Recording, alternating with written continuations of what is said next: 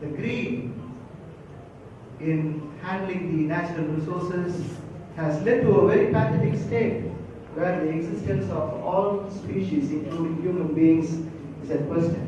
At this context, today we are here to sensitize our students and also take a pledge. We have with us Honorable Thiru Siva V. Meyanathan, the Minister for Environment and Climate Change and Youth Affairs and Sports Development, Government of Tamil Nadu, who has readily accepted our invitation. This program is jointly organized by the Indian Science Monitor. The founder director, Mr. TKV Rajan, is here. So when he invited, the minister readily accepted the invitation, and I welcome our Honorable Minister on behalf of the Lairo College Management, on behalf of the Principal, on behalf of the entire organizing committee, and on behalf of all the students. Welcome you, sir.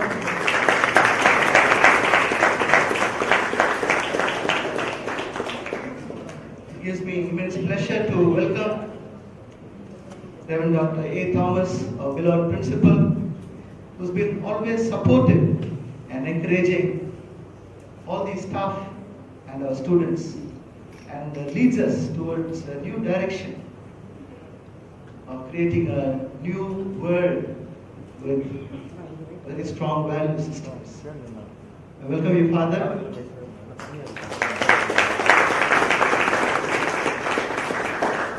I take this opportunity to welcome Dr. TKV Rajan, the founder director, Indian Science Monitor, who has been instrumental in organizing this program. We welcome you, sir, on behalf of the college.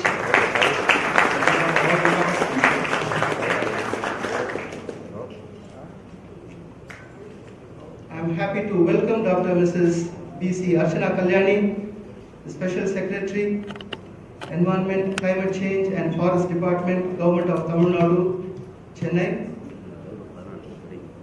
We work in the same department. I am really proud and honored to see my junior occupying a very important position in the government. Welcome you, Archana, on behalf of the college. I'm happy to welcome Dr. Kannan Pugarendi, sports physician. I'm happy to welcome Dr. Senthil Kumar Sadasivam from National College, Tiruchirappalli. Welcome Dr. John Wilson, head Department of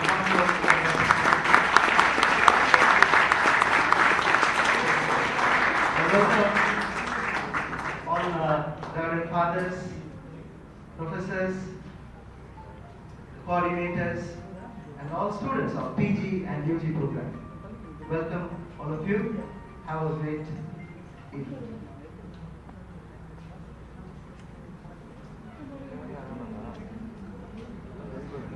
Thank you, sir. Acts of honor come from honor written upon the heart. It's indeed a great privilege to honor our chief guest for his valuable time and presence among us. I kindly request our Father Principal, Reverend Dr. A. Thomas S.J., to honor and felicitate our chief guest.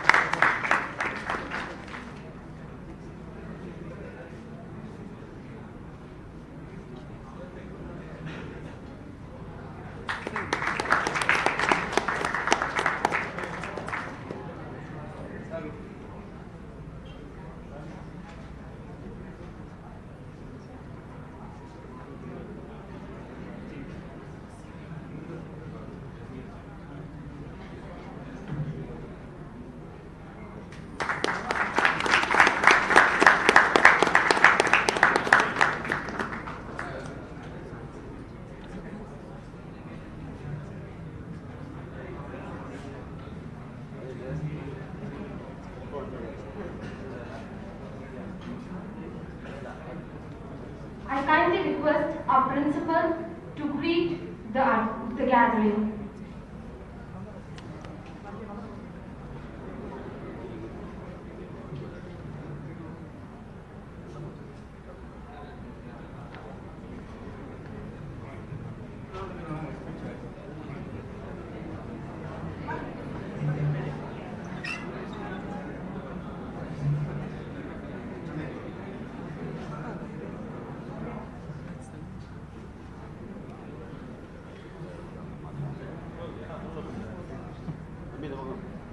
எங்களின் மதிப்புக்கு மரியாதைக்குரிய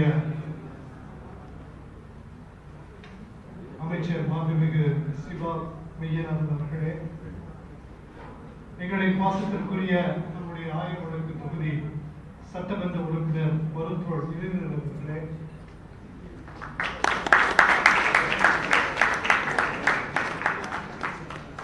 மற்றும் இந்த நிகழ்ச்சிக்கு ஒரு மூல காரணமாக இருந்து இந்த நிகழ்ச்சியை நடத்தி கொண்டிருக்கக்கூடிய டிகேவி ராஜன் அவர்களே,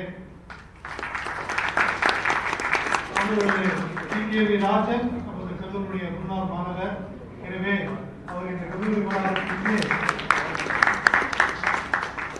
இந்த நிகழ்ச்சியை நடத்த வேண்டும் என்று ஆசைப்பட்டார்.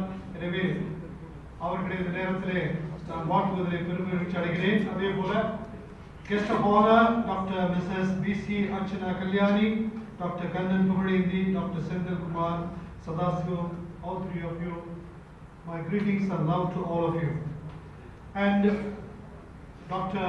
Joel Yanada and Dr. Milton, all the learned faculty members, my dear beloved students, இந்த அருமையான காலை நேரத்திலே நாம் ஒரு முக்கியமான காரியத்திற்காக கூடி வந்திருக்கிறோம். வேலை நாடுகளிலே இந்த செப்டம்பர் 21ஆம் தேதியை சிறப்பாக உலக நன்றி தினமாக கொண்டாடுகிறார்கள். இன்று அந்த சிறப்பான நாளிலே நம்மை ஈன்று நம்மை தன்னுடைய வயிற்றிலே மார்பிலே பாதுகாத்து வழிநடத்திக் கொண்டிருக்கக்கூடிய இந்த தாய் பூமிக்கு நன்றி சொல்ல வேண்டும். அந்த நன்றி சொல்லலோடு இருந்தால் நின்று விட்டால் போதாது. அந்த பூமிக்கு நம்மால் முடிந்த நல்ல காரியத்தை செய்ய வேண்டும் என்று சிந்திப்பதற்காக, கலந்து ஆலோசிப்பதற்காக இந்த நேரத்தில் கூடி வந்திருக்கிறோம். இந்த such a lovely, important, significant reflection is going to take among you guys, students of advanced zoology and biotechnology and plant biology and botany. I think you are the key stakeholders in the entire process, and I'm very happy that this whole function is happening amidst you. இந்த பூமி நம்ம கையிலே ஒரு கொடையாக கொடுக்கப்பட்டது. இந்த கொடையாக பெற்ற பூமியை நமக்கு பின்னால் வரும் சந்ததிகளுக்கு கொடையாக கொடுக்க கடமைப்பட்டிருக்கிறோம். அந்த கொடையாக கொடுக்கிற பொருட்களை எப்போதுமே ஒரு கண்ணியமான பொருளாக கொடுக்க வேண்டும். இப்போ ஒரு பர்த்டேக்கு ஒரு gift வாங்கி கொடுக்குறீங்கன்னா, with all love and respect you pack it so well so that the gift signifies your love, your respect and dignity that you attach to that person. So that's why we take so much care to pack that gift. Apply the same principle with regard to this mother earth. This is a gift we have received from our forefathers, and we need to hand it over to the coming generation. And we need to hand it over with all respect and dignity so that the coming generation will continue to enjoy the resources of this mother earth. That's why this Wala campus takes so much care for the earth. We are fortunate to have the Catholic Church is fortunate to have Pope Francis, who came with a separate letter on caring for the mother earth. And லோலா கல்லூரி சார்ந்திருக்கக்கூடிய சென்னை இயேசு சபை மாநிலமானது முக்கியமான ஒரு கொள்கை கோட்பாட்டை எடுத்து இந்த சுற்றுச்சூழலை பாதுகாக்க வேண்டும் என்பது ஒரு அழுத்தமான நோக்கமாக எடுத்திருக்கிறது. அது அகில உலக இயேசு சபை எடுத்திருக்கிறது. அதற்காக பல்வேறு முனைப்பான திட்டங்கள் இந்த வளாகத்தில் நடந்து கொண்டிருக்கின்றன. எத்தனை பேருக்கு நல்லா தெரியும் தெரியல. We have a sewage treatment used for secondary purposes. We have more than 160 rainwater pits which harvest all the rainwater. We do not allow any rainwater run out of the campus, so that we are able to recharge the campus. We are really blessed with wonderful soil. We have done a detailed scientific study of this soil. And that soil, we are sitting on such a fantastic soil. At this point of time, when our honorable minister is here, ஒரு காரியத்தை நான் சொல்ல வேண்டும். சென்னையிலே முதல் முறையாக rain water harvesting உருவாக்கப்பட்ட கல்லூரி இதுதான். அந்த துறைதான் இந்த நிகழ்ச்சி.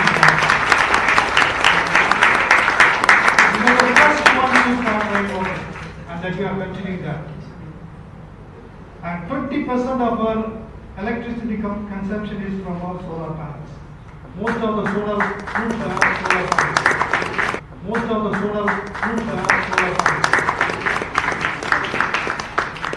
And we generate about 1 ton of kitchen waste. And that entire kitchen waste is converted into biogas plant, which the plant is there for that. So the idea is not to tell the student community as well as our honorable minister that Loyola will always be a pioneer in caring for the Mother Earth, and whatever we can do to protect this Mother Earth, we will do it.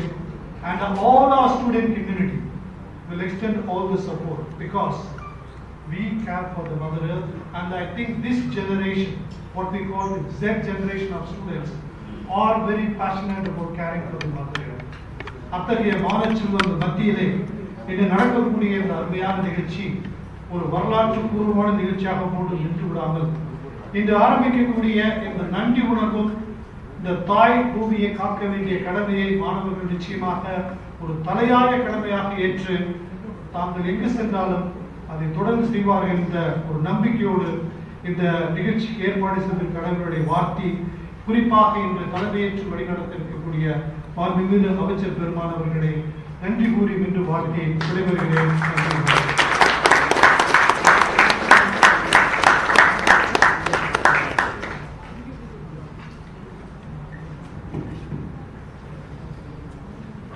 Thank you, Father, for enlightening us with our campus steps and plans for the betterment of our Mother Earth. We assure you we will be among them and protect our motherland.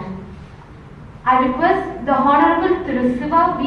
Meghanathan, Minister of Environment and Climate Change and Youth Affairs and Sport Development, Government of Tamil Nadu, to release the book on global warming and climate change.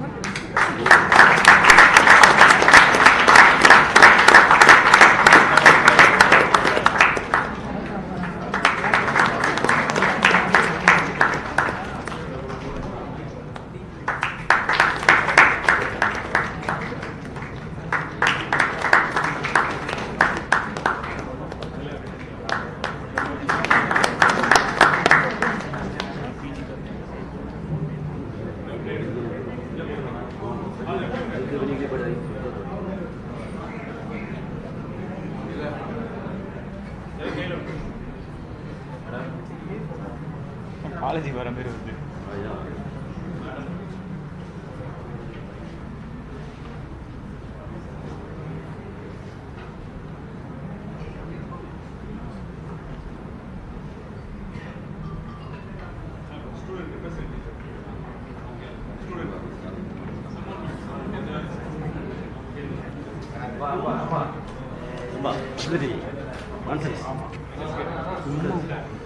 பின்னாடி வந்துடுறேன். பின்னாடி வேணாம். No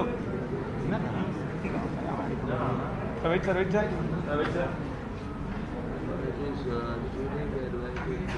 அப்படியே wait பண்ணுங்க sir.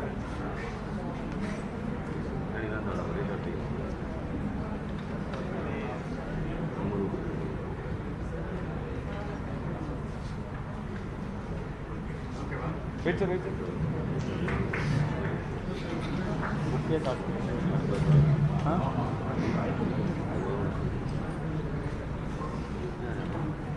Thank you, sir. A pledge is a solemn promise to do or refrain from doing something. I kindly request the honorable dignitaries, staff and students to rise for the pledge. I call upon T.K. Rajan, Founder Director, Indian Science Monitor, to administer the pledge. இது of பண்ண சொல்லுங்க. இல்லையா scope of சொல்லுங்க sir. Sir Sorry. Sir மேலே இது of பண்ண சொல்லுங்க sir. I call upon Honorable Thiru Siva B. Meyanathan, Minister for Environment and Climate Change and Youth Affairs and Sports Development, Government of Tamil Nadu, to administer the pledge. Sir அது of பண்ண சொல்லுங்க sir. அது ஃபேஸில் blue வருது sir. Sir ஃபுல்லாக of பண்ணுங்க sir.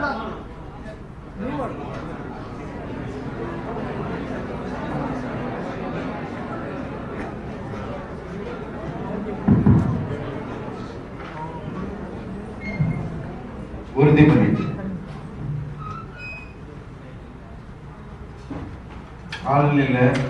காலநிலை நடவடிக்கை.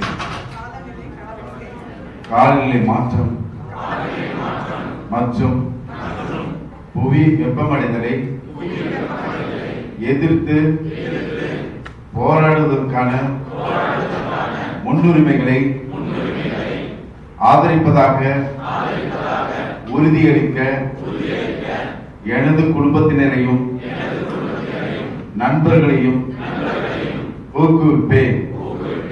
1. அதிக மரங்களை நடுவோம். தண்ணீரை சேமிக்க முயற்சிப்போம். பயன்படுத்தாத விளக்குகள், மின் விசிறிகளை அணைத்துவிட்டு மின்சாரத்தை சேமிப்போம். உணவை வீணாக்க மாட்டோம். கழிவுகளை எரிக்க மாட்டோம். அழிக்கும் ரசாயனங்களை நாம் தவிர்ப்போம். ஒரு முறை பயன்படுத்தும் பிளாஸ்டிக்கை தவிர்ப்போம். நம் வீட்டிலிருந்து உருவாகும் கழிவுகளை குறைப்போம். எங்களால் முடிந்ததை மறுசுழற்சி செய்து உரமாக்குவோம். தூரம் குறைவாக இருந்தால் நடப்போம். சுற்றுச்சூழலுக்கு உகந்த ஆடைகளை புத்திசாலித்தனமாக அணிவோம். துணி பைகளை பயன்படுத்துவோம். சூரிய சக்தியை பயன்படுத்துவோம். முடிந்தவரை எனது வாழ்வில் மேற்கூறியவற்றை கடைபிடிப்பதாக உறுதியளிக்கிறேன். நன்றி.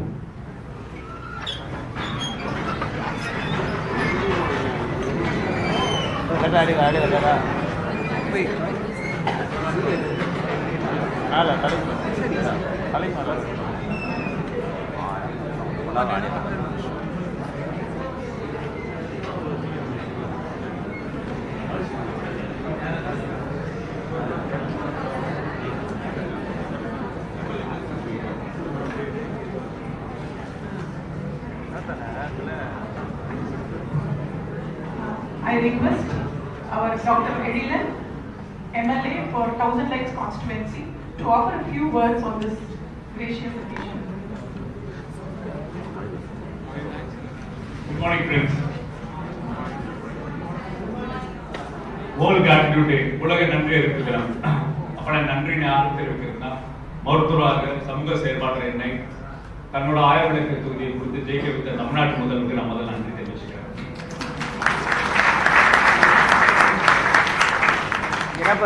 I am a product of a social justice movement.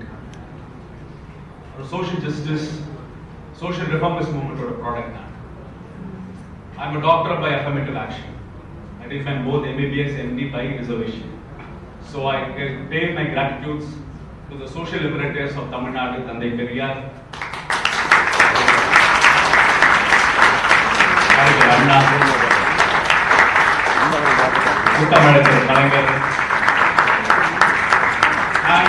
founding father of our constitution, B.R. Ambedkar.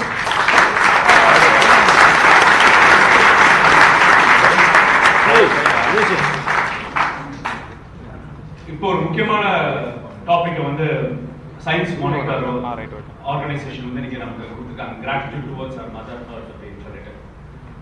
You should know our minister Meyanathan sir himself is a social activist, a social environmental activist and a protester. So our relationship began on the protest field. Sir was protesting for Neduvasal agricultural farmers against a draconian union government intervention of drilling oil into the agricultural farms. Sir was leading a all-party or non-party organization of farmers. So when we were in the opposition, I had an informal phone call to Meyanathan sir. I didn't know that he belonged to our political party, and he didn't know that I belonged to the political party. But we were so concerned about the farmers of Neduvasal. So what I did, I brought the present chief minister to the protest site, and we all aligned together on the protest site. And it was one of the most successful protests of agricultural farmers against an establishment to drill oil in an agricultural field. So, and the process, our chief minister, beloved chief minister, has empowered social activists into political scenario.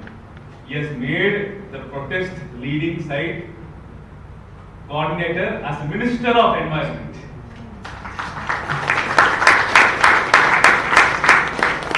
And our travel is continuing. As you know, Meyanathan sir, there is an eco-friendly approach not only in the field of environment, in every spheres and every way of life.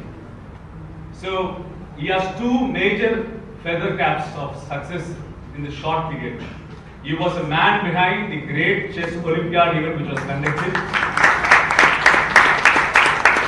and he made the entire tournament as eco-friendly tournament. And I joined hands to conduct this Women International Tennis Tournament in Nungamata. Again, we made that entire tournament as eco-friendly tournament. Not even a single garbage would have been left the next day. So that sensitive levels has always been there. So you have aligned the most appropriate persons in a most appropriate place. Father Thomas was giving a typical example of role model college. Similar Laila appears to be like a biosphere. As a biosphere model for other institutions to follow. Because we have been interacting with Father right from the day he became an MLA, during the COVID times, during the flood times. So it was this campus acts as a role model for environment protection so that other institutions to follow. So coming back to the original topic of environmental protection and global warming, as a physician, as a doctor, as a treating doctor, this pandemic of corona's impact on adversity of Anthropocene. I think Father was celebrating this generation as Generation Z, but our generation is one of the worst generation to cause environmental damage when compared to our previous ancestors, right? So our generation, we are talking about market economy, developmental economy, economic liberalization and everything. But we fail to address the adverse effect on the environment by the neoliberation policies of the various governments. When we switch over to a market economic model, it is always profit oriented. Every organizations, every institutions will be diverted into a profit making aspects in any spheres of life you may take, whether it's agriculture, service sector, manufacturing. when the urge of the private economy and market drives, the theme of environmental protection goes to the back seat. It has happened. So once during the development process, what we did, we have completely eliminated all biospheres, all enzootic cycles, all habitats, all animal livelihood cycles, individual natural cycles among the animals, among the plants. We moved away from the bioenvironment. So naturally, the zoonotic diseases as to spillage into an anthropozoonotic diseases. So whatever controversies may exist regarding the corona pandemic, one of the main fulcrum is we have invaded the spaces of microenvironment of the biological environment of the earth. So the diseases which is prevalent among the animals and its spillover, where we are very fertile, virgin population, we get exposed to an illness. See how much amount of impact we did about one virus which made a switch to attack humans. I have myself treated 2,500 patients in COVID so far. 2,500 patients. I know the suffering of families of losing their dear ones because of the corona pandemic. I have seen people who had institutions, empires crumbling down to a small microscopic virus.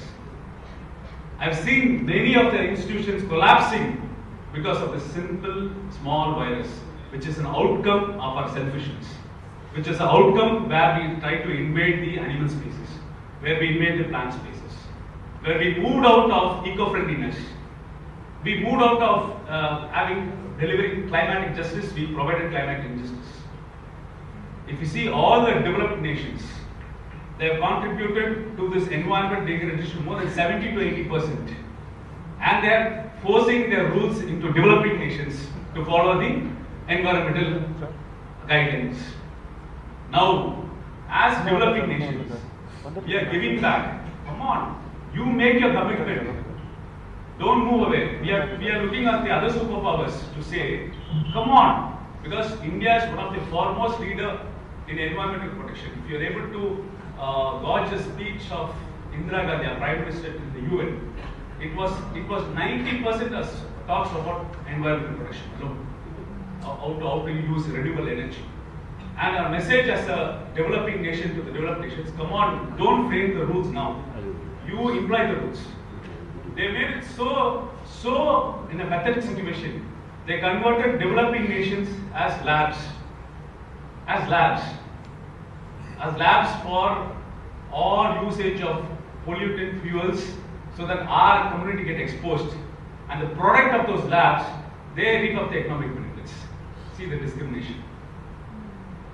If you come within, we see the most environmental impact is more to the socio-economically underprivileged sections of the society. As an MLA, I see the worst suffering of this cloudburst showers, not to the affluent classes, but to the poor, but to the underprivileged sections of the society. For the rich, the water has come to the road, but for the poor, the rainwater has come to their homes. Imagine the impact. They have to move out of the families. They have to relocate them. We have a lot of famine-related deaths, rainwater-affected deaths, mostly affecting the underprivileged sections of the society. And that's a discrimination ladder there too. So as humans, we have a discriminating approach to the plant kingdom and animal kingdom. Within our humans, we have a discrimination approach between developed nations and developing nations. Within a nation, we have a discriminating approach between the privileged and the underprivileged. But Mother Earth is uniform to everyone. If you're going to damage her, if you're going to tamper her, she will give back, and she is giving back. The recent climatic summit international report gives a strong warning to everyone. It is not going to be in another 100 years to come or 200 years to come, so the present generation just passed up. We are going to get exposed, and we are already being exposed to the adverse effect of the environment. Extremes of temperature, seasonal patterns have changed, extremes of floods. You've seen Bangalore right now, you've seen Chennai being damaged right now. Many of the coastal cities have been submerged, most of the Caribbean islands have been merged, many of the animal biodiversity have been destroyed. We are witnessing even though we are exposed to a pandemic of a zoonotic disease. What else you need? What else warning you need? for the present generation. So it has to start somewhere. So Laila has provided an excellent platform of this biosphere model to address to the generation about the warnings the Mother Earth is going to damage to create on us. Thank you.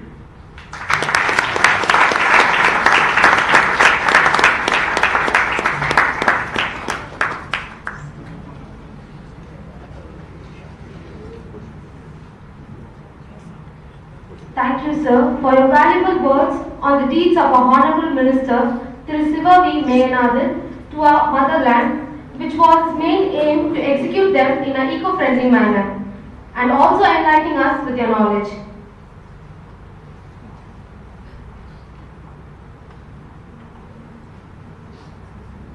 I kindly call upon K. Rajan, sir, to address the gathering.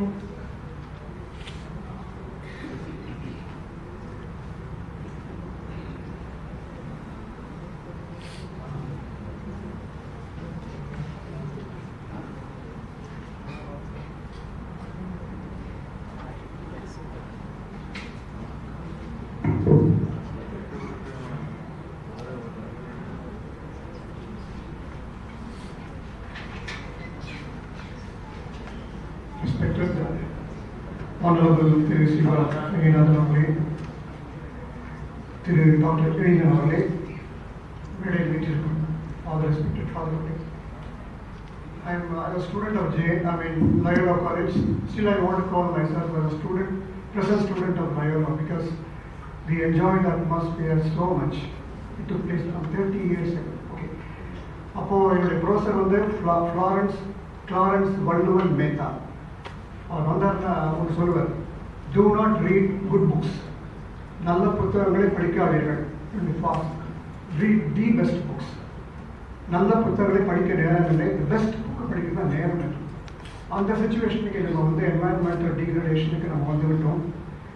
ஏன்னு கேட்டிங்கன்னா இன்றைய தலைமுறையில் பார்த்தீங்கன்னா hundreds, tons and tons of volumes of articles have been written about global warming and climate change. So much. But நம்ம என்ன செய்ய போகிறோம் அப்படின்னு பார்க்கும்போது ப்ராக்டிக்கலாக என்கிட்ட 2 கிரேட் மாடல்ஸ் வந்து ஒன்று நம்ம மினிஸ்டர் ஐயா அவங்க they're doing every day. First time in Tamil Nadu வந்து establish forest officer as a commissioners. யார் வேணால் கிராமத்தில் போய் அவங்கள கன்சல்ட் பண்ணலாம், ஃபோன் பண்ணலாம், என்ன சுச்சுவேஷன், என்ன ஃப்ளட் வரப்போகிறதா இல்லையா அப்படிங்கிறத தெரிஞ்சுக்கணும். அதே மாதிரி டாக்டர் எழிலன் ஒரு ஹார்வர்ட் யூனிவர்சிட்டி ப்ரொஃபஸர் பேசுகிறாங்க. Still I remember your father. When I was student of archaeology in University of Madras, I met several times respected Adithanar. He is one of the greatest economists of India.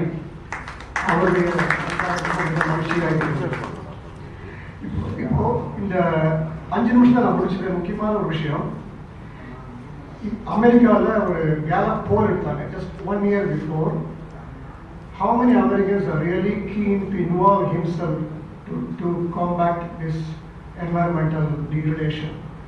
Surprisingly, 45% Americans are not really interested. 65% they are not interested. Okay, same thing happens in UK also. இப்போ கேலப் போஸ் நான் வந்து திருச்சியில் ஒரு வாத்தியாரை சந்திச்சப்போ அவர் சொன்னார், எனக்கு திருப்பி இதே சொல்லிட்டு சயின்டிஸ்ட் உங்களுக்கு வேலையே கிடையாது, டிகிரடேஷன் ஒன்றும் எல்லாமே கிடைக்குது, காசு கொடுத்து எல்லாம் கிடைக்கிறது, வெஜிடபிள்ஸ் கிடைக்கிறது, எல்லாமே கிடைக்கிறது, என்ன டிகிரடேஷன் எல்லாம் நல்லா தானே போயிட்டு இருக்குன்னு. It is not so.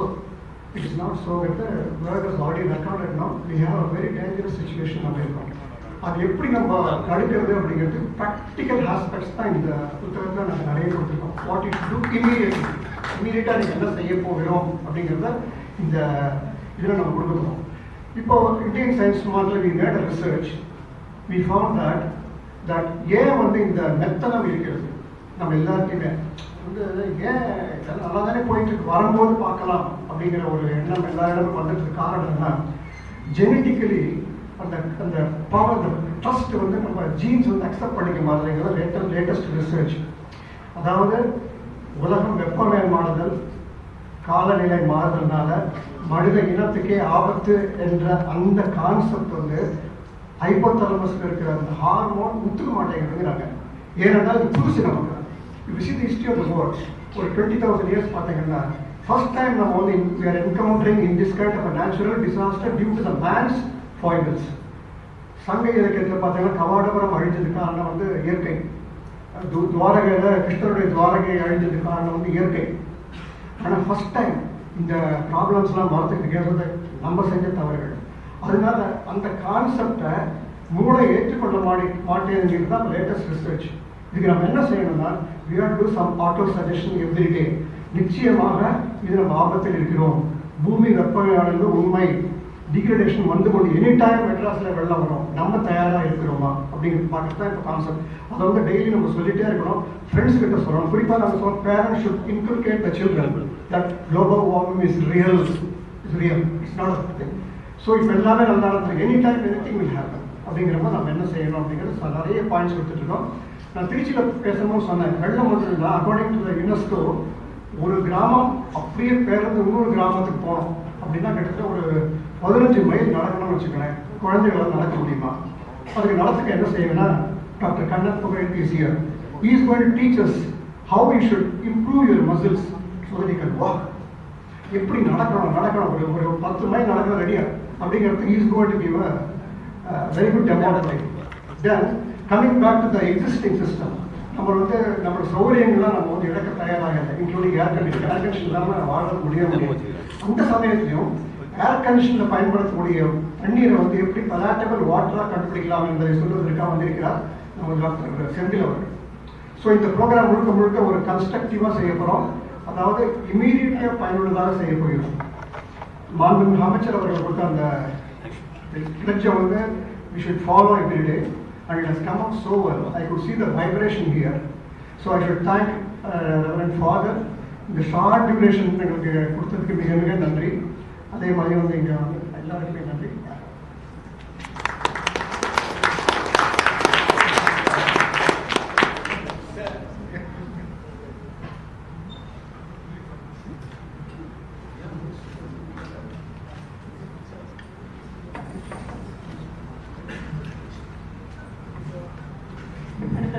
ஆவலாக நம்ம காத்து கொண்டிருக்கிறோம். நமது மாண்புமிகு அமைச்சர் அவர்கள் தன்னுடைய பேச்சை இந்த மாணவ மக்களுக்கு இடையே உரையாற்றுவார்.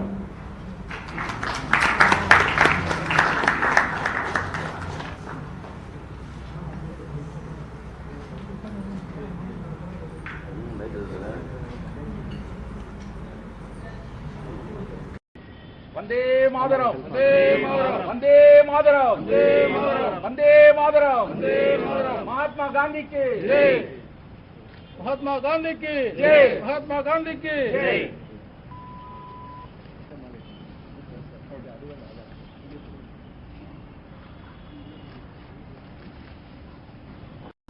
சர்வதேச நன்றியுணர்வு தினம்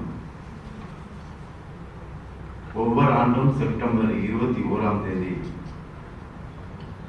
பூமி தாய்க்கு நன்றி செலுத்துகின்ற இந்த விழாவில்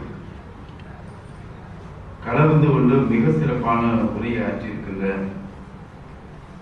சமூக நீதி மருத்துவர்,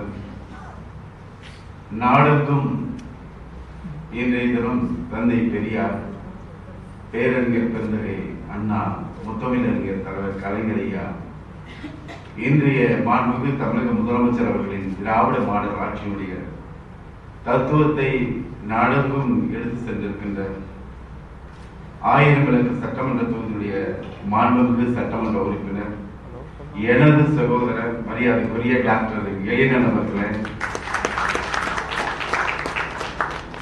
இந்த நிகழ்வு நடைபெறுவதற்கு காரணமாக இருக்கின்ற இந்தியன் சயின்ஸ் மானிட்டர் அமைப்பினுடைய நிறுவனர் மற்றும் இயக்குனர் மரியாதைக்குரிய திரு TKV ராஜன் அவர்களே,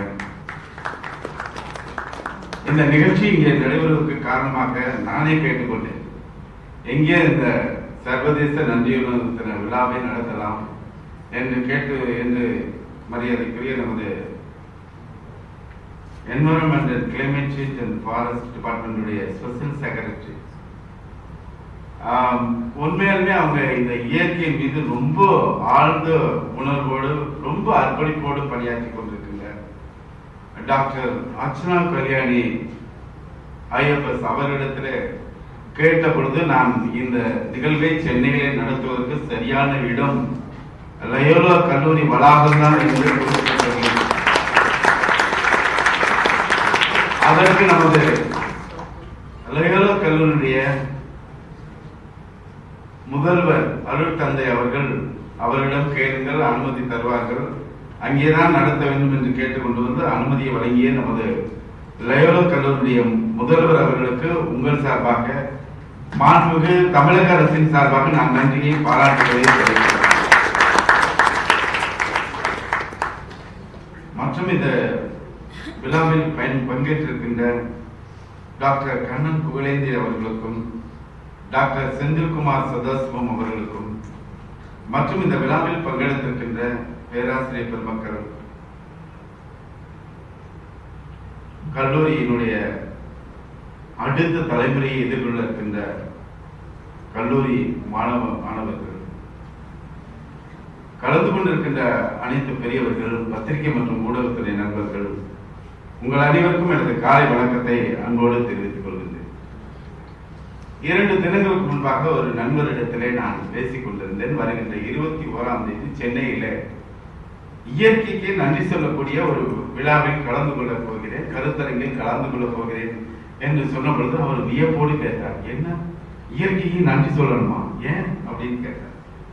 நாம நன்றி சொல்லணும் அப்படிங்கிறது, உலகத்துக்கு முதலில் இயற்கைக்கு நன்றி சொல்ல வேண்டும் என்கின்ற உணர்வை முதலில் உருவாக்கியவர்கள் தமிழர்கள் என்பதை நான் மகிழ்ச்சியோடு தெரிவித்துக் கொள்கிறேன்.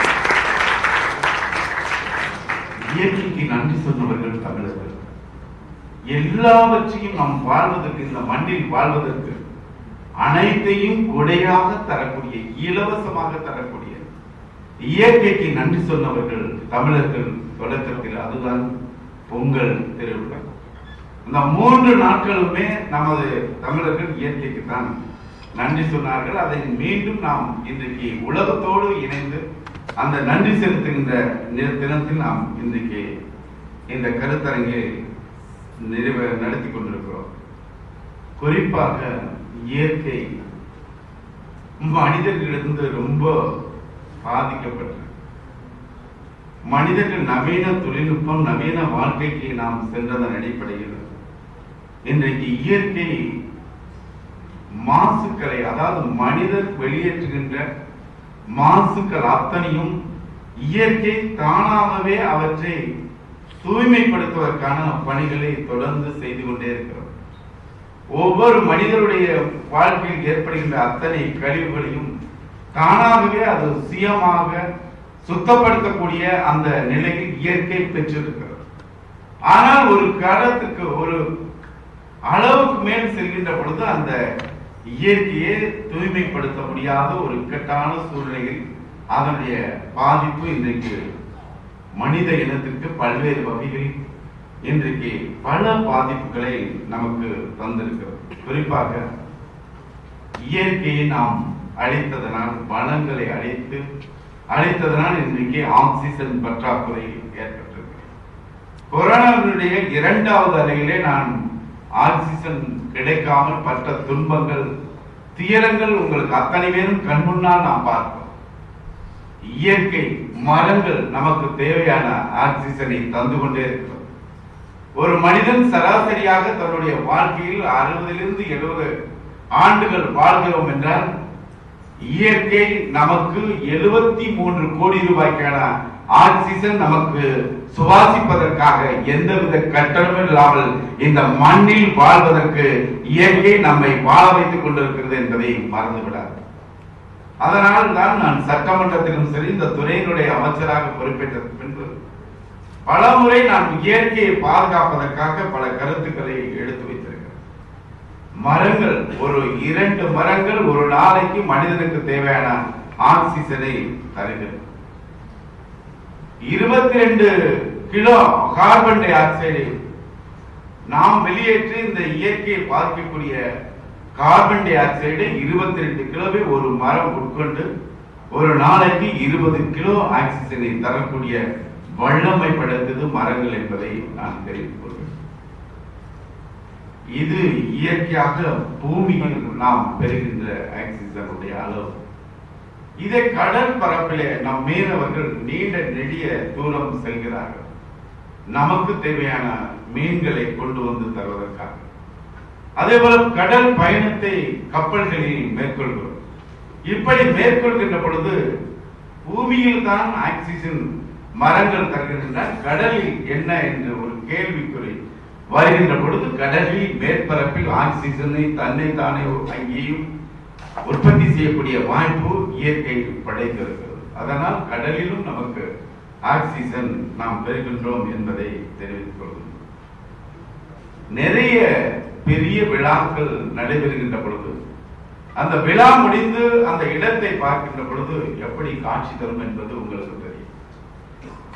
மாண்புமிகு நமது சட்டமன்ற உறுப்பினர் எழிலன் அவர்கள் குறிப்பிட்டு சொன்னார்கள், உலக மகளிர் டென்னிஸ் போட்டியை நிருந்தம்பாக்கம் மைதானத்திலே நடத்தினோம் என்று. அந்த போட்டி முடிவுற்று அன்றைய தினம் இரவு நான் என்னுடைய புதுக்கோட்டை மாவட்டத்திற்கு தொகுதியிலும் அந்த மாவட்டத்தில் இருக்கின்ற பல்வேறு நிகழ்வுகளும் நேரடியாக கலந்து கொள்வதற்காக சென்றிருக்கிறேன். இன்று அதிகாலை 4 மணிக்கு தான் மீண்டும் சென்னைக்கு திரும்பினேன். திரும்பிய பின்பு மிகப்பெரிய விழா அங்கே நடத்தினோம். விழா நடத்திய பின்பு அந்த விளையாட்டு மைதானத்தில் நிறைய ஆயிரக்கணக்கான மக்கள் கூடினார்கள். ஆனால் அங்கே ஏற்பட்ட அந்த விழா நிறைவுக்கு பின்பு அந்த விளையாட்டு அரங்கம், விளையாட்டு வளாகம் எப்படி இருக்கிறது என்பதற்கு 9 மணிக்கு நான் விளையாட்டு அந்த மைதானத்துக்கு போய் பார்த்தேன். ஆங்காங்கே குப்பைகள், ஆங்காங்கே பிளாஸ்டிக் கழிவுகள் இவற்றையெல்லாம் தேங்கி இருந்ததை பார்த்து உடனடியாக சம்பந்தப்பட்டவர்களை வரவழைத்து இவற்றை பாதுகாப்பாக பக்குவமாக அந்த பிரித்தெடுக்கக்கூடிய அளவில் அந்த குப்பைகளை மறுசுழற்சி செய்வதற்காக சுத்தப்படுத்துங்கள் என்று சொல்லிவிட்டு தான் இந்த விழாவிற்கு நான் வந்திருக்கிறேன் என்பதை தெரிவித்துக் கொள்கிறேன். குறிப்பாக உலகத்துல தமிழ்நாட்டில் இன்றைக்கு பல நிகழ்வுகள் நடக்கலாம். அதில் தலை சிறந்த நிகழ்வு என்றால் இந்த அரங்கத்தில் நடைபெறுகின்ற நிகழ்வு என்பதை நீங்கள் மறந்துவிடாதீர்கள். உலக வெப்பமயமாதல் நம்மை மிகப்பெரிய அளவில் அச்சுறுத்தி கொண்டிருக்கிறது. உலகம் இயற்கை படைத்ததற்கு பின்பு சராசரி வெப்பத்தை விட 1.3 டிகிரி செல்சியஸ் இன்றைக்கு வெப்பநிலை உயர்ந்திருக்கிறது. இந்த காலநிலை உலக வெப்பமயமாதல் திடீர் கனமழை, 140 ஆண்டுகள் காணாத கடுமையான வறட்சி, இன்றைக்கு கொரோனா போன்ற பெருந்தொற்று, இன்றைக்கு இருக்கின்ற நிகழ்வு இன்றைக்கு இன்ஃப்ளூயன்சா என்கிற வைரல் ஃபீவர். காலநிலை மாற்றத்தால் இன்றைக்கு எல்லா இடங்களிலும் குழந்தைகள் இன்றைக்கு மருத்துவமனைகளை நோக்கி செல்கிறார். இந்த இன்ஃப்ளூயன்சா என்கின்ற ஃபீவர், வைரல் ஃபீவர் உடனடியாக தாக்கக்கூடியது என்றால் நுரையீரல். நிறைய பேர் இன்றைக்கு அந்த வைரல் ஃபீவருக்கு நாம் ஏற்படுகிற பாதிப்புகளை சந்திக்கிறோம் என்றால் காய்ச்சல் என்று யாரும் ஏனோதான என்று இருந்து விடாதீர்கள் என்று உடனடியாக மருத்துவர்களை மருத்துவமனைக்கு செல்லுங்கள் என்று தமிழக மருத்துவ மற்றும் மக்கள் நல்வாழ்வுத்துறை அமைச்சர் அவர்கள் எச்சரிக்கையை தந்திருக்கிறார். நேற்றைக்கு என்னுடைய தொகுதியிலே ஒருவர் இந்த நோயினால் பாதிக்கப்பட்டு உயிருக்கு போராடக்கூடிய நிலையும் இருக்கின்றார். காலநிலை மாற்றத்தால் ஏற்படக்கூடிய கடுமையான பாதிப்பு. நாம் நமது மரியாதைக்குரிய டிகேவி ராஜன் அவர்கள் குறிப்பிட்டு சொன்னார், நல்லாதானே இருக்கும், என்னாச்சு அப்படிங்கிற கேள்விக்கு தான் மிகப்பெரிய நம்ம பாதிப்புகளை காலநிலை மாற்றத்தால் இன்றைக்கு சந்தித்துக் கொண்டிருக்கிறோம். குறிப்பாக வர்தா புயல், கஜா புயல், ஒக்கி புயல், இப்படி பல்வேறு புயல்கள் பாதிப்புகளை தந்திருக்கு. அதே போல கடுமையான வெள்ளத்தினால் பல பாதிப்புகளை நாம் சந்தித்துக் கொண்டிருக்கிறோம் என்றால் இயற்கை வசதி படைத்தவர்கள் இந்த பேரிடரிலிருந்து பாதுகாப்பாக தப்பித்துக் கொள்கிறோம்.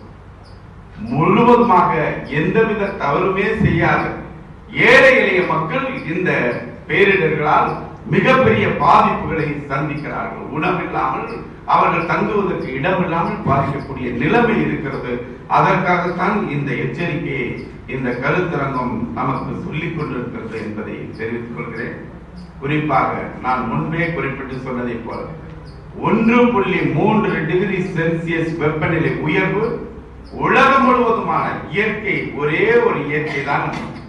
அந்த இயற்கையை நாம் மட்டும் போற்றி பாதுகாத்தால் போதாது, உலகம் முழுவதும் நாம் பாதுகாக்க வேண்டும். உலகத்தின் ஏதோ ஒரு மூலையில் இந்த பேரிடரால் பாதிக்கப்படுகின்ற பொழுது அதனுடைய பாதிப்பு இன்னொரு பகுதியில் அதனுடைய பாதிப்புகளை நாம் சந்திக்கிறோம். சுனாமி ஏற்பட்டது இந்தோனேசியாவில், ஆனால் பாதிக்கப்பட்டது தமிழ்நாட்டில் என்பதை நாம் மறந்துவிடக் கூடாது. இன்னும் 10 ஆண்டுகள் ஐபிசிசி ரிப்போர்ட் என்ன சொல்கிறது என்றால் உலக நாடுகளுக்கு இடையேயான காலநிலை மாற்றத்துக்கான ஒரு குழு அமைக்கப்பட்டிருக்கிறது.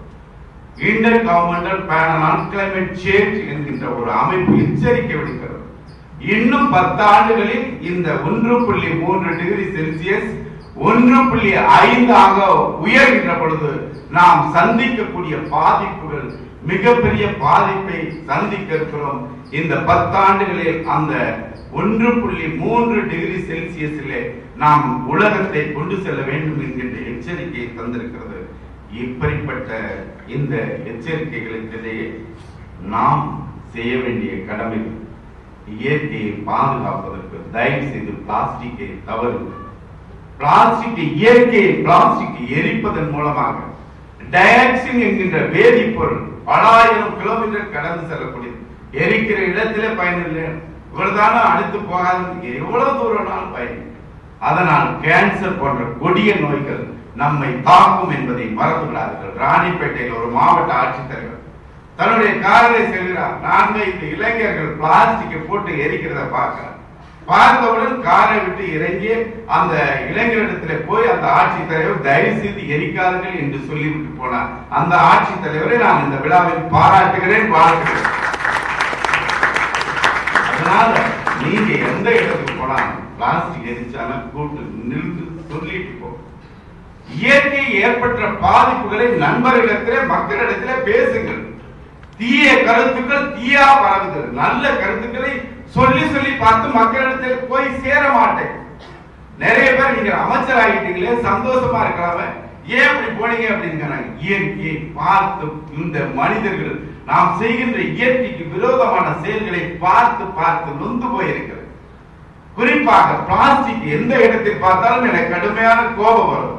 இந்த கல்லூரி வளாகம் முழுவதுமாக மரங்கள் இருந்து பிளாஸ்டிக் இல்லாத ஒரு மிகச்சிறந்த கல்லூரியாக நமது முதல்வர் மாற்றியிருக்கிறார், பாராட்டுகிறேன்.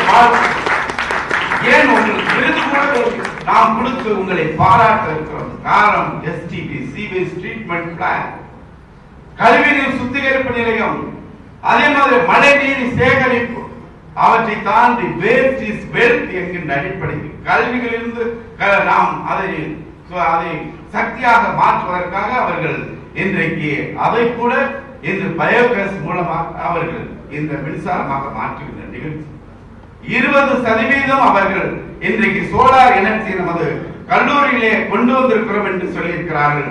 விரைவிலே ஒவ்வொரு கல்லூரி, ஒவ்வொரு பள்ளிகள், ஒவ்வொரு அரசு நிறுவனங்களிலும் நாம் 100% சோலார் எனர்ஜியை கொண்டு வந்து விட்டால் மின்சாரத்தை நாம் எதிர்பார்க்க தேவையில்லை. தெரியுமா? ஒரு யூனிட் மின்சாரம் தயாரிப்பதற்கு எவ்வளவு செலவு? 700 லிட்டர் நம் நீர் தேவைப்படுகிறது என்பதை மறந்து விடாது. அதற்காக உறுதிமொழிகளே கூட நாம் சொல்லி இருக்கிறோம். ஆங்காங்கே இருக்கின்ற மின் விளக்குகள், அதே மாதிரி மின் விசிறிகளை வீட்டில் போட்டு எல்லாம் பயன்படுத்ததுக்கு அப்புறம் பாத்ரூம்ல பார்த்தா 2 நாளைக்கு முன்னாடி போட்ட லைட் எரிஞ்சுக்கிட்டே இருக்கும். ஒவ்வொருத்தரும் ஒரு நாளைக்கு 1 யூனிட் மின்சாரம் நாம் இதை இயல்பாகவே சேமிக்க முடியும். அதனால் இன்றைக்கு தமிழ்நாட்டில் ஒரு நாளைக்கு பயன்படுத்துகின்ற மின்சாரத்தின் அளவு என்ன தெரியுமா? 17,500 மெகாவாட் மின்சாரம். சென்னையினுடைய ஒட்டுமொத்த மின்சார பயன்பாடு 3000 மெகாவாட் என்பது உங்களுக்கு தெரியுமா? கேரளாவுடைய ஒட்டுமொத்த ஒரு நாளைக்கு ஒட்டுமொத்த மாநிலத்தினுடைய மின்சாரத்தினுடைய பயன்பாடு வெறும் 3000 மெகாவாட் மின்சாரம். இப்படிப்பட்ட இந்த மின் சிக்கனத்தை நாம் சேமித்தால் ஒரு நாளைக்கு 1500 மெகாவாட் மின்சாரத்தை நாம் சேமிக்க முடியும் என்பதை மறந்து விடாது. குறிப்பாக இப்படிப்பட்ட நிகழ்வு அடுத்த கட்டமாக நாம் சோலார் எனர்ஜி மூலமாக பல்வேறு புதிய இந்த புதுப்பிக்கத்தக்க எரிசக்தி மின்சாரத்தை நாம் பயன்படுத்துவதற்கு தொடங்க வேண்டும் என கேட்டுக்கொள்கிறேன். குறிப்பாக இந்த ஏசி எல்லாரும் பயன்படுத்தாதவங்களே கிடையாது. என்ன சொல்றாங்கன்னா, அதனுடைய அளவு 27 டிகிரி செல்சியஸ் 27 டிகிரி கிடைக்கிற மாதிரி தான் நம்ம வைக்கணும். 27 தான் வைக்கணும். நிறைய பேர் 16, 17, 18 எல்லாம் வச்சிருக்கோம். அத்தனையும் நமக்கு உடம்புக்கு ஆகாதது, பயன்படாது. எதிர்காலத்தில் அதனால் கூட பல நோய்கள் ஏற்படக்கூடிய நிலை ஏற்பட இருக்கிறது என்பதை தெரிவித்துக் கொள்கிறேன். நான் சொல்லுகின்றவை அத்தனையும் உங்களுக்கான எச்சரிக்கைகள் நீங்கள் அத்தனை பேரிடத்தில் கொண்டு போய் சேருங்கள். இதுவரை வாழ்ந்த வாழ்க்கை வேறு.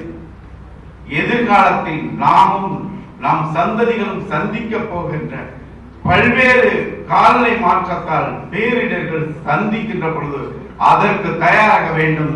அதுதான் நமது மரியாதைக்குரிய திரு TKV ராஜன் அவர்கள் இந்த கருத்தரங்கத்தில் பேசிவிட்டு செல்வது மட்டுமல்ல, இந்த பேசிவிட்டு செல்கின்ற அடுத்த நிமிடத்திலே இப்பொழுதே அதற்கான நாம் பயன்பாட்டை தொடங்க வேண்டும் என்று சொல்லியிருக்கிறார். பேசிக்கொண்டேதான் எவ்வளவு நாம் பேச இருக்கிறோம். இந்த இயற்கையை பாதுகாப்பது கேட்டது எல்லாவற்றையும் கொடையாக தருகின்ற இயற்கையை பாதுகாப்பதற்கு நன்றி சொல்லுகின்ற இந்த நன்னாளில் இயற்கையை நாம் பாதுகாக்கின்ற உறுதியும் எடுக்க வேண்டும் என கேட்டு விடைபெறுகிறேன். நன்றி.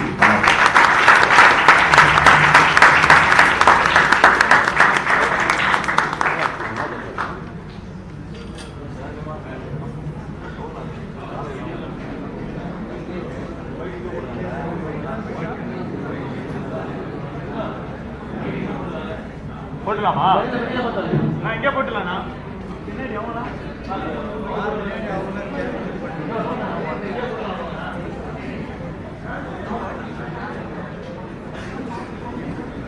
இங்கே போட்டலாமா?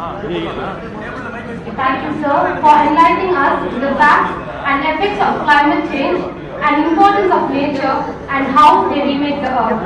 We assure you, we will take steps to protect our motherland by avoiding plastic and save electricity. We also promise you that we will create awareness and be a role model to our society. Thank you, sir.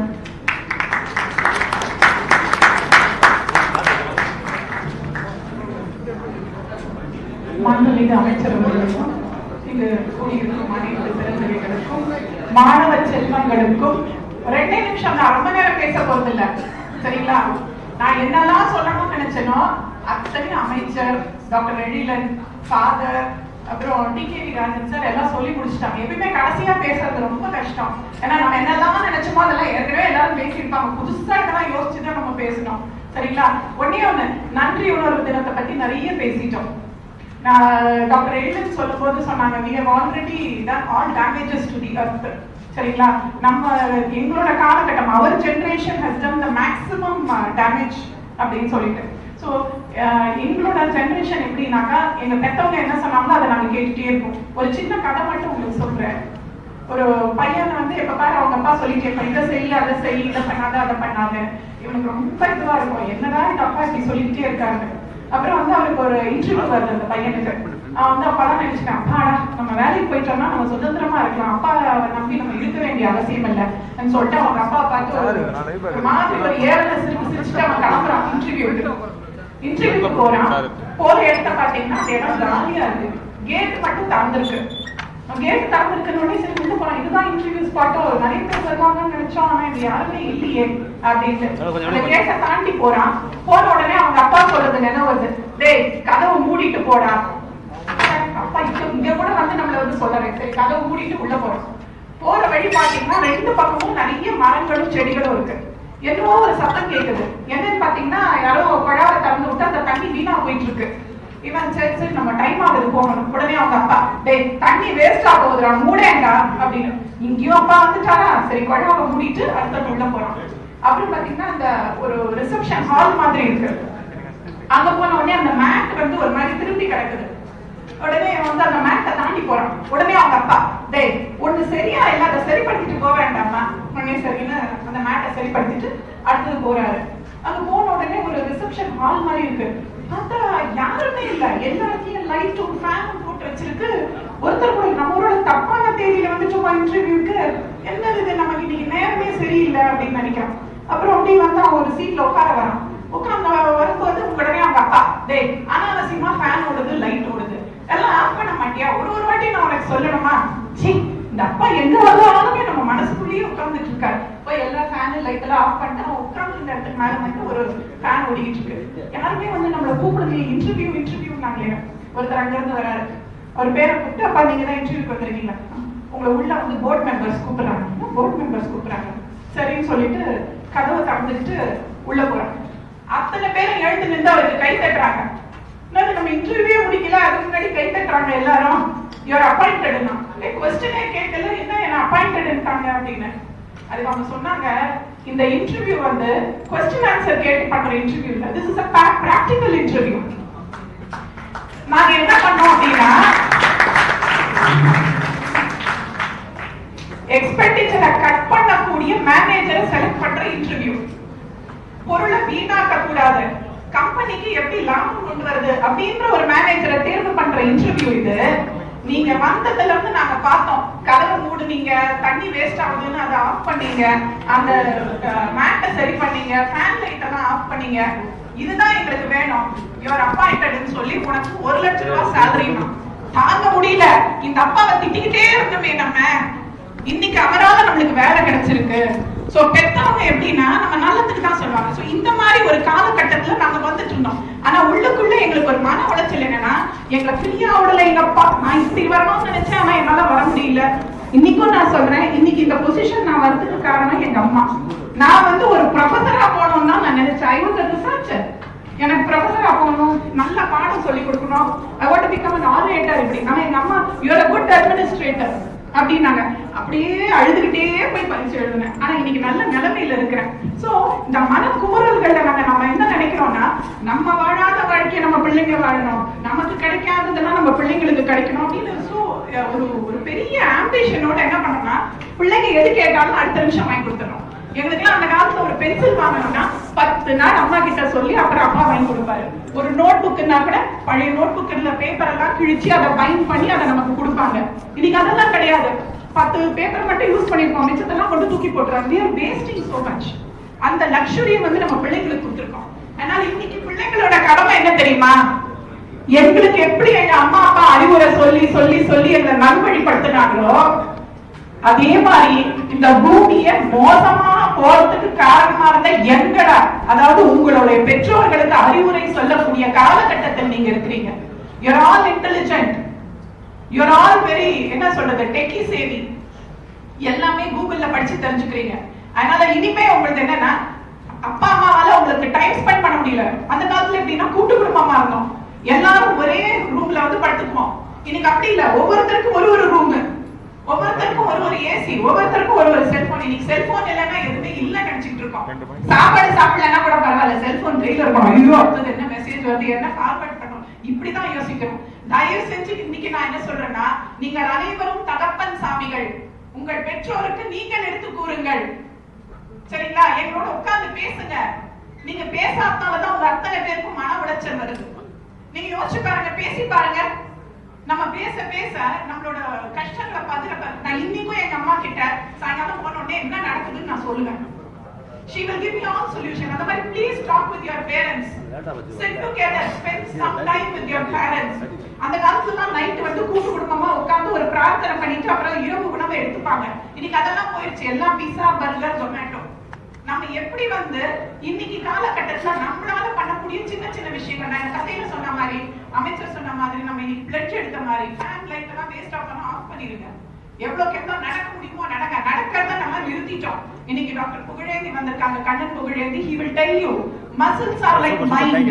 மைண்டுக்கு வந்து எவ்வளவுக்கு எவ்வளவு வேலை கொடுக்குறீங்களோ நல்லா வேலை பண்ணும். அதே மாதிரி மசில்ல நீங்க ட்ரெயின் பண்ண உங்களோட வாழ்க்கை நல்லா இருக்கும். அத்தனை நர்வ்ஸும் நம்மளோட கால்ல இருக்கு.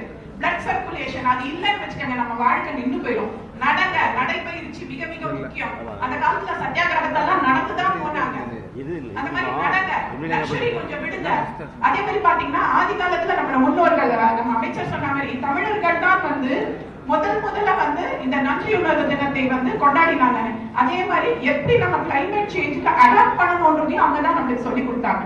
அந்த காலத்துல பாத்தீங்கன்னா திருவிழாலாம் வந்து சம்மர் டைம்ல தான் வரும், நல்ல பீக் சம்மர்ல. ஏன் அப்படின்னாக்கா there is actually a research. நம்மளோட பிரெயின் எப்படின்னா ஒரு சின்ன மாறுதலுக்கு நம்மள நாமே வந்து அதை வந்து மாத்தி கொள்ளுமா பிரெயின். அதாவது இப்ப பாத்தீங்கன்னா ஒரு 25 டிகிரி செல்சியஸ் இருக்கு, but up to 27 or 30 we are able to withstand. என்ன தண்ணி குடிச்சுக்கிறோம், நம்ம உடம்பு வந்து வேர்க்க ஆரம்பிக்கும் to make our body cool. அந்த மாதிரி சோ நம்மளே என்ன பண்ணணும்னா அப்பப்போ அதை இன்டியூஸ் பண்ணணுமா, கொஞ்சம் நம்மளுக்கு வந்து அந்த பெயின் கொடுக்கணுமா. அந்த பெயின் கொடுக்கும்போது it gets accustomed.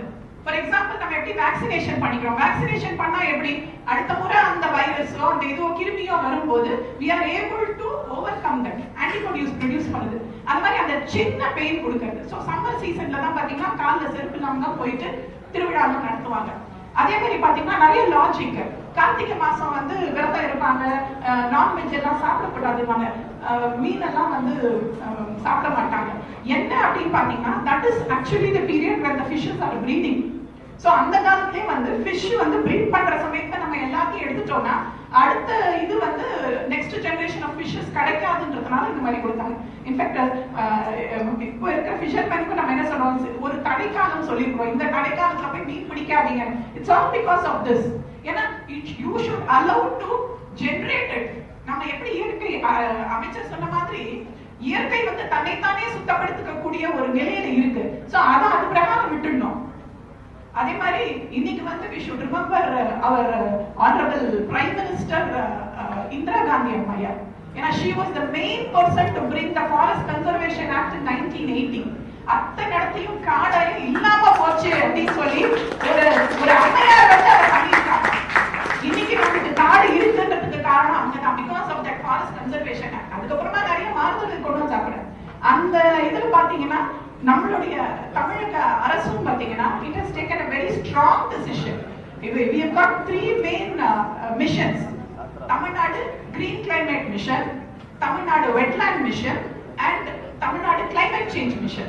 இந்த climate change mission வந்து நம்மளுடைய மாண்புமிகு அமைச்சர் அவங்களோட தலைமையில பாத்தீங்கன்னாக்கா பல்வேறு விஷயங்கள் வந்து இருக்க போறாங்க. இதுல பாத்தீங்கன்னா கோயம்பேடு வந்து கார்பன் நியூட்ரல் கோயம்பேடா மாத்தணும் அப்படின்னு ஒரு எடுத்துக்கிறாங்க முடிவு. அதே மாதிரி green rating of companies, industries, இந்த இண்டஸ்ட்ரீஸ் எல்லாம் கிரீன் ரேட் பண்ணி அந்த தரத்தை உயர்த்தி அதனால மாசு வந்து குறைக்கக்கூடிய சில அளவுகோல்களை சொல்லி அதன் மூலமா அந்த இண்டஸ்ட்ரீஸ்க்கு வந்து ஒரு ஆடட் பாயிண்ட்ஸ் கொடுக்க போறாங்க. இது தவிர பாத்தீங்கன்னா ஏற்கனவே வந்து சொன்ன மாதிரி செஸ் ஒலிம்பியாட வந்து சக்சஸ்ஃபுல்லா பண்ணி முடிச்சவங்க அடுத்தது we are going to have a national expo on eco alternatives on 26th and 27th of September at Chennai Trade Center, which is actually being organized by our honorable minister along with the pollution control. இத வந்து வெறும் சொல்ற மாதிரி வாயால மட்டும் கிடையாது, செய்தியால செய்யக்கூடிய ஒரு மிக எளிமையான ஒரு அமைச்சர். இந்த மாதிரி ஒரு அமைச்சர் நான் வந்து அவருக்கு எதிர சொல்லக்கூடாது, ஒரு பெருமைக்காக டவுன் டு எர்த் பர்சன். ஒரு அமைச்சரை வந்து நிஜமா ஒரு என்ன சொல்றது, நம்மளோட ஒரு சகோதரர் மாதிரி, நம்ம குடும்பத்துல ஒரு மக்கள் என்ன ஒரு விஷயம்னாலும் we can discuss with him. He will tell yes. ஒரு நல்ல காரியங்களுக்கு வந்து உடனே வந்து எஸ் சொல்ற. நீங்க யோசிச்சு பாருங்க, அந்த புதுக்கோட்டையில இருந்து இன்னைக்கு காலையில கிளம்பி வரணும்னாக்கா நம்ம என்ன நினைப்போம், இதுக்கு போய் வரணுமான்னு. So it's not at all an exaggeration. So at least அவர் இப்படி இருக்கும்போது நம்ம எப்படி இருக்கணும், அவருடைய இதை பின்பற்றி we should try to follow. சொல்லக்கூடிய சின்ன சின்ன விஷயங்கள் நான் உங்ககிட்ட சொன்ன மாதிரி இன்னில இருந்து எங்கேயானா பிளாஸ்டிக் இருக்குதுன்னாக்கா அதை கொண்டு கரெக்டா வீட்லயே முதல்ல செக்ரிகேட் பண்ணுங்க. வீட்ல வந்து வெஜிடபிள் வேஸ்ட் எல்லாம் இருந்ததுன்னா அதை தனியா போட்டு உரமா ஆக்குங்க. காலேஜ்ல மட்டும் தான் பண்ணணும்ன்ற அவசியம் கிடையாது. Let us start from us. ஆத்துல போட்டாலும் அளந்து போடுங்க. தர்மம் வந்து பாத்தீங்கன்னா நம்ம வீட்ல இருந்து தான் முதல்ல ஆரம்பிக்கணும். அந்த மாதிரி சின்ன சின்ன விஷயங்களும் நம்ம இதுல இருந்து தான் ஆரம்பிக்கணும். சோ நீங்க என்ன பண்ணுங்க, பிளாஸ்டிக்கை தனியா செக்ரிகேட் பண்ணுங்க. ஏன்னா பாவம் சென்னை கார்பரேஷன் அங்கங்க மைக் வச்சு சொல்லிக்கிட்டே இருக்கிறாங்க, செக்ரிகேட் பண்ணி கொடுங்க, பயோடிகிரேடபிள், நான் பயோடிகிரேடபிள் இதுக்குன்னு சொல்லி வண்டியெல்லாம் விட்டுட்டு சென்னை சிங்கார சென்னைன்னு சொல்லி காலையில நீங்க பாத்தீங்கன்னா 8 மணிக்கெல்லாம் பாட்டு பாடிக்கிட்டு வரோம். அது அட்லீஸ்ட் இப்ப எங்க பசங்க அந்த பாட்டு பாட ஆரம்பிச்சிட்டாங்க. சோ அது எப்படின்னாக்கா நம்ம செய்யக்கூடிய ஒரு விஷயம், தட் எவ்ரிடே நம்ம ஒரு ஹேபிட் இருக்கு பாத்தீங்களா, அதை கடைபிடிச்சு வரும்போது that will become a tradition. Tradition வரும்போது that becomes a culture. Culture எப்படி வருதுன்னா நம்ம ஹேபிட்.